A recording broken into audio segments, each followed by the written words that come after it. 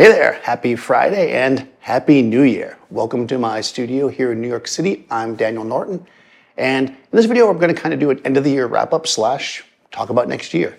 So thanks everybody who's been watching the channel, sticking with me through this last year in 2021. We did a lot of fun stuff. We introduced the Mentor and Marissa series, which you guys seem to like.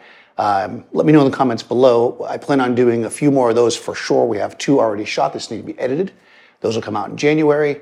And I'm wondering if you guys want to see more of the kind of tutorial type content here on this channel.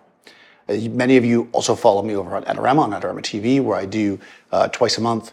I do videos there on tutorials. So I've kind of kept that away from this channel and kept this more kind of the philosophical talk vibe. But do you want to see more of that here? Would you rather just see that content here on Daniel Norton Photographer, or do you want to keep this the way it is? I want to ultimately make this channel work for what you guys want. So let me know in the comments below. But what do you do at the beginning of a new year, right? At the end of a new year? Let's just talk about that for a second.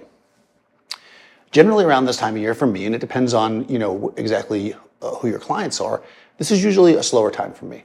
I'm wrapping up all my contracts for any video stuff I need to make, obviously. Typically the fashion and commercial world is slowing down because of the holidays.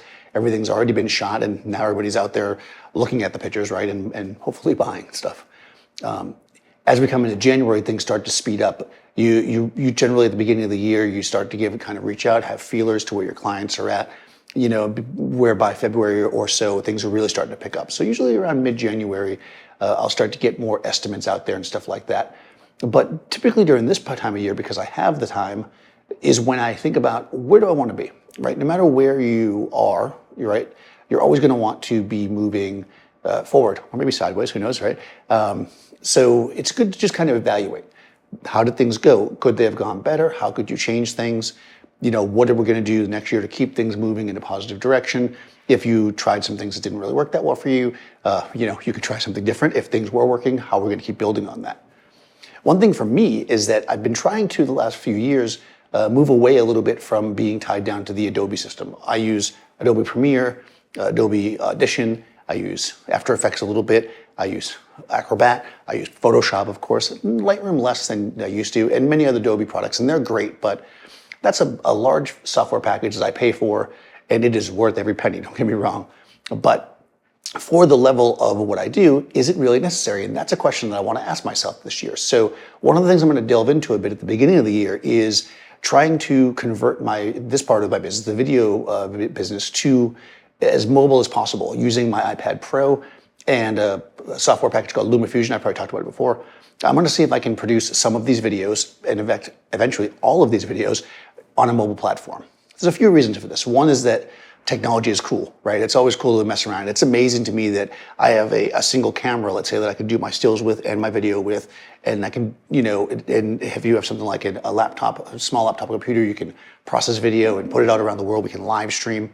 So I want to condense that down. What can we really get away with? If I were to take the show on the road, so to speak, and travel, what would I need to bring with me? Would the laptop, plus the iPad be enough to be able to shoot, edit video on location for you guys to watch? So we'll talk a bit about it for sure in these talks.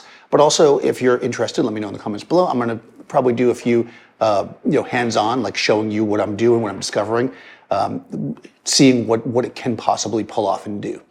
There's definitely limitations, but LumaFusion is the last one when I bought it anyways, about 2 years ago. It was like $20 to $30.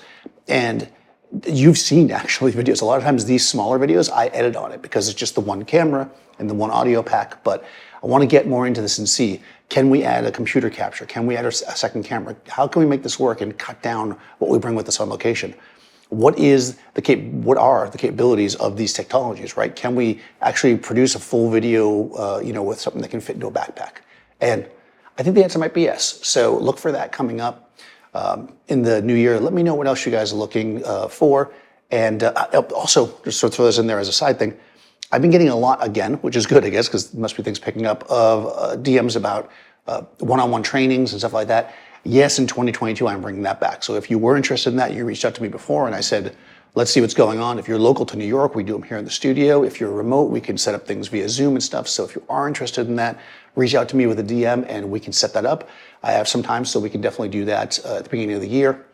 and hopefully make 2022 just the most amazing year yet. In any case, Happy New Year to everyone out there. Thank you for watching. If you haven't already, go ahead, subscribe, ring the bell so you get all notifications, and I'll see you next year.